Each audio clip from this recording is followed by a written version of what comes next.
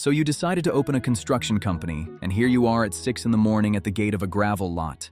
On the truck seat beside you is a bid for $280,000. The bid is to build out a dental office across town, and it is the biggest number you have ever put your name under. Behind the gate stands a gray steel shop with a 2-room office in front, and on it, for the first time, your own sign, Caldwell Construction in red letters. Inside, the lights are already on, because a bookkeeper named Gloria got there before you. Gloria has kept the books for builders in this town for 22 years and watched 6 of them close their doors, and she agreed to keep yours. She does not ask about the job. She asks when the dentist pays. So how much of that $280,000 ends up yours? And when? You are about to find out. You wanted this company because you have spent 12 years building other people's buildings for $36 an hour. That is about what a skilled tradesman earns in this country. $75,000 a year by the government's own wage count. Every strip mall and clinic you framed had somebody else's name on the fence, and that somebody drove a newer truck than you. You also know the numbers that nobody puts on a sign. Almost 800,000 Americans file taxes as a one-person building business. The tax service says the average one brings in about $143,000 a year and keeps about $19,000 of it. $19,000. Less than you made on the crew, because a man alone can only bill the hours he can swing a hammer. That is the business you are not opening. The company you want is the other kind, the one that signs with the dentist and brings in the electricians and the plumbers to do their part. There are about 57,000 companies like that in the country, and the typical one runs on 13 people.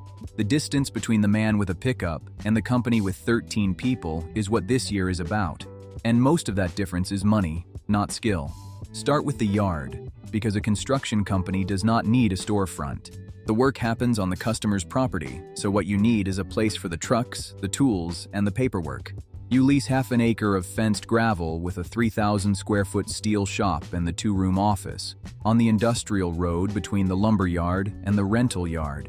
$3,100 a month, $37,000 a year. The landlord wants the first month, the last month, and a deposit before he hands you the gate key. $9,300 on day 1. Why this lot and not the cheaper one 2 miles out? Because the fence and the gate are the whole point. Tools and copper wire get stolen from open lots, and the insurance company asks about the fence before it quotes you a price. The mistake almost every new builder makes here is the opposite one, renting a real office downtown with a lobby and a conference room to look bigger than you are. The dentist never visits your office. He visits his own job site. Builders who have done this before rent the back lot from a plumber or a roofer by the month for the first year. They spend the difference on a second trailer, because a trailer earns and a lobby does not. Then the paperwork, and this is what costs money before you have driven a single nail. The state license first, the exam, the fee, and in most states a license bond. A bond company promises the state that you will finish what you start, and charges you a few $100s a year for that promise. Then insurance, and insurance is where new owners see the first real bill. General liability insurance for a company your size, a few $1,000s a year. Then workers' compensation, the insurance that pays a worker who gets hurt on your job, and it is priced per $100 of wages. For carpenters, it runs around $7 or $8 per 100 in most states. On the crew you plan to pay, that is about $25,000 a year before anyone gets hurt. Then the contract with the dentist, and Gloria walks you through it line by line before you sign. Fixed price, $280,000. You bill once a month for the work done that month. The dentist's bank holds back a tenth of every bill until the whole office is finished and inspected. That tenth is called retainage, and it is your money on paper and the dentist's money, in fact, until the last day. Federal jobs are allowed to hold back up to 10% by law, and private owners copy the number. Most people read that clause and nod. Builders who have been burned ask for 5 instead of 10, or for the holdback to stop once the job is half done. They ask before they sign, because after they sign, nobody is listening. Now the job itself, and the first thing you learn is what a general contractor actually is. You are the one company that signs with the dentist, and you bring in everyone else. The electrician, the plumber, and the heating and air crew are subcontractors, and so are the sprinkler company and the flooring people. They sign with you, not with the dentist, and you owe them whether the dentist has paid you or not. On this job, their quotes add up to $136,000. $41,000 for the electrical, $29,000 for the plumbing, $33,000 for the heating and air, $12,000 for the sprinklers, $21,000 for the floors and the paint. Your own crew builds the framing, the drywall, the doors, and the trim, with about $58,000 of materials from the lumberyard. Permits, dumpsters, and the portable toilet, about $6,000. Add your crew's wages for 9 weeks, and the job costs you about $258,000 to build. $22,000 is what the dentist's $280,000 leaves you, before your office and your truck and your own paycheck. That is 8 cents on the dollar, and you bid it that tight because the 2 other bidders were tight too. The mistake almost everyone makes on a first bid is to win it with the lowest number. The lowest number usually belongs to the builder who forgot something, and he finds out what he forgot when he is already pouring the slab. Builders who have been through it use one rule against their own optimism. No number in the estimate comes from memory. Every line is a written quote from a sub or a price from the lumberyard, and a line at the bottom holds 5% for whatever is hiding behind the old walls, because every building over 40 years old hides something. Now the equipment, and in this business, the equipment is the part everyone overspends on first. You already own the pickup. You buy a used enclosed trailer for the tools, $9,000. Then you fill it. Saws and compressors, a laser level, ladders, and scaffolding. That is about $14,000 of tools that every crew carries and nobody counts. The big question is the machine. The dental office needs a small excavator for 2 weeks to trench the new sewer line and a skid steer for a week. A used mini excavator costs about $45,000. Renting one costs about $2,500 a week. Whether you buy depends on one thing: how many weeks a year the machine works. A machine earns when it is on a job, and it costs money every day it sits in your yard. The loan, the insurance, the repairs, the trailer to haul it. Builders who own one keep it working more than half the year. In year 1, you rent because your machine would sit. The tax code does push you toward buying. In 2025, a company can write off the whole price of equipment in the year it buys it, up to $2.5 million. Without that rule, the write-off would come a little each year for a decade. That is a real saving, and it is the reason almost every second-year builder owns an excavator he uses 20 weeks a year. The mistake is buying the machine before you have the hours. Experienced builders rent, write down every week they rented, and buy in the year the rental bills pass the loan payment. Now the people, and here you learn that a worker costs more than his wage. You hire a foreman named Hector, who ran crews for your old boss for 9 years and knows every inspector in the county by name. Under him, 3 carpenters and a laborer. Hector gets $42 an hour, the carpenters $34, the laborer $24. On paper, that is about $5,400 a week for the 5 of them. On Gloria's spreadsheet, it is more, because a wage is not what a worker costs. The government takes its payroll taxes from you on top of the wage, about 7.5 cents on each dollar. The unemployment insurance takes a little more. Workers' compensation takes its $7 or $8 per hundred. Then the paid holidays, the small tools the crew breaks, the truck that carries them. A carpenter who earns $34 an hour costs you about $45. The mistake nobody warns you about is to estimate jobs with the 34. Do that, and every hour the crew works loses you $11, and you only find out at the end of the job. Gloria writes the real number on a card and tapes it to the edge of your monitor. 45. Payroll is every 2 weeks, about $13,000 each time with the taxes and the insurance on top, whether the dentist has paid or not. It is the one bill in the company that cannot wait, because the crew that waits for a paycheck is the crew that is working for someone else on Monday. The first month on the dental office ends on a Friday, and that evening you send the first bill of your life as an owner. The crew framed the walls, the plumber and the electrician ran the pipes and the wires inside them, and the bill says $71,000 of work was done in March. 10% comes off for retainage, so the bill asks for $63,900. Then the bill goes through 3 sets of hands because nobody pays a builder on his own word. The dentist's architect has to look at the walls and sign that the work is really there, and he comes out 12 days later. Then the dentist's bank has 30 days from his signature to pay. The check arrives on the 42nd day.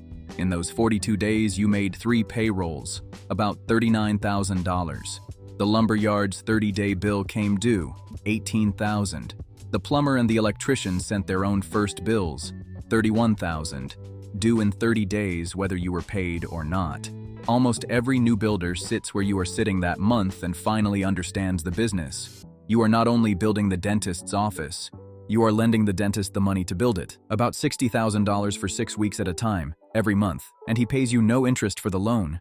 Gloria made you open a line of credit at the bank back in January, $100,000 at about 9%. That line is what covers the gap. You use 60 of it before the first check clears. Cashing the first check is the best day of the year. The second month is harder. The slow month comes in July, and it comes from 3 directions at once. First, the inspector. A federal safety inspector from OSHA pulls up at your second job, a roof on a church hall. He finds one of your carpenters at the edge of the roof with no fall protection on, nothing clipping him to the building. The citation comes in the mail. A serious violation, $16,550, the maximum for that class this year. Gloria gets it cut at the hearing with the agency because the company is small and you fixed it the same afternoon. You still pay the fine, about $5,000, and the citation now follows you into every bid because big customers ask for your safety record before they let you bid. Then the machine. The rented excavator broke down in the trench with the sewer line half laid, and the rental yard needs 2 days to swap it. 2 days of 5 people standing around and getting paid. Then the money. The dentist's bank holds the July bill because the plumber forgot to sign a lien waiver. A lien waiver is a 1-page form that says he has been paid for the month and will not put a claim on the building. No form, no check. The bill sits for an extra 3 weeks, and the line of credit is at 90,000 of its 100. The mistake most owners make in that month is to take the next job at any price to get a deposit. That is how a slow July becomes a bad year. The fix is boring. A stack of signed lien waivers every month before the bill goes out. A fall protection rule that does not bend. 2 excavators quoted in advance. Gloria has watched 6 companies close, and none of them closed because they built badly. They closed in a month that looked like your July. Would you keep working for a customer who holds back 10% of your pay until the year is over? Put it in the comments. Now, the part of the company that pays, and it is not the part with the sign on it. By fall, you have 2 kinds of work, and Gloria keeps them in 2 colors on her spreadsheet. Green for the big jobs, blue for the small ones. The big jobs are the dental office, the church hall, the inside of a new restaurant, and a school district window job. The school job needed 2 bonds before the district would sign, because public work over a certain size needs a payment bond and a performance bond by law. On federal jobs, the line is $150,000, and the states copy it. The bond company charged about 2% of the contract for the promise, and the Small Business Administration backed it for 0.6% more. Big jobs make the revenue, about $1,700,000 of your first year. They also hold your money because that is how big jobs are paid. 10% retainage, 42 days to a check, and a bond on top. The other color is the small work. A property manager who runs 11 strip malls calls you for a storefront that needs a new door, a leaking roof drain, a wall between 2 tenants. 40 of those jobs in the year, about $4,500 each, $180,000 in all. No retainage, because nobody holds back 1/10 on a door. Paid in 15 days, because the manager pays from her own account, not through an architect in a bank. And a small job leaves you about 1/4 of its price, 3 times what the dental office left you, because nobody bids against you for a door. Builders who survive their 5th year almost always have a second crew that does nothing but small jobs. The biggest public subcontractor in the country, the one that does heating and electrical for other builders, kept 11 cents of every dollar in 2025. The biggest public general contractor kept 1.5 cents. You earn less on the big job with your name on the fence than your plumber earns on his piece of it. By the second fall, the company runs the same every month, so you can add up a year. You put in about $65,000 of your own money. That was the deposit on the yard, the trailer and the tools, the license and the insurance down payments. Plus, 2 months of Gloria's pay and the rent before the first check came. The bank put in the $100,000 line, and you still use half of it most months because the retainage never comes back fast enough to cover the payrolls. The company bills about $3,400,000 a year now. $2,900,000 from the big jobs, $500,000 from the small ones. What stays after the subs, the lumber and the crew are paid is about $470,000. Then the costs that come every month no matter what. Gloria, $58,000, the yard, $37,000, insurance and bonds, about $45,000, the trucks, the fuel, the phones, the software, about $35,000, your own salary, $90,000, interest on the line, about $8,000. What stays with you is about $130,000, a little under 4 cents on every dollar you build, on top of the $90,000 you paid yourself. Put those together, and the company pays you about $220,000 a year, about 3 times what the crew paid you. You get that because you carry the risk on $3,400,000 of other people's buildings. And on the last day of the year, your customers are holding about $190,000 of retainage. That is money you earned, built, and cannot spend until the last inspection on each job. Knowing what you know now, you would change one decision from the first spring. You would have taken the property manager's small jobs first and the dental office second. The small work pays in 15 days and would have carried the crew through the 42-day gap without the bank. The big job would have come anyway, because the dentist picked you for the price, not for the date. You would also have asked for 5% retainage in the first contract instead of 10, in writing, before the handshake. 3 things you learned here work in any business. First, profit is a number on paper, and cash is what pays the crew on Friday. A company can earn on every job and still close in July because the money it earned is sitting in someone else's bank. Second, the side that holds the money sets the terms. The dentist's bank holds 10%, so you ask for 5, and you ask before you sign. Third, the smallest jobs are the ones that pay on time. Keep a crew for them even when the big jobs are everywhere, because in the month the big jobs stop paying, the small ones pay the bills. So how much of the dentist's $280,000 ended up yours? About $22,000 before the office and the trucks. And the last of it came in October, 7 months after the first nail. Gloria still asks the same question every time a new bid comes in, and now you ask it before she does. Not how much. When. On the board in the 2-room office, there are 2 columns now, what each customer owes and the day the check is due. The gate opens at 6. The 2 trucks go out, and the small crew goes to a strip mall where a property manager pays in 15 days. The big crew goes to the school district job, where the check for October will arrive in December. You know the date, so the crew gets paid on Friday no matter what the dentist's bank does.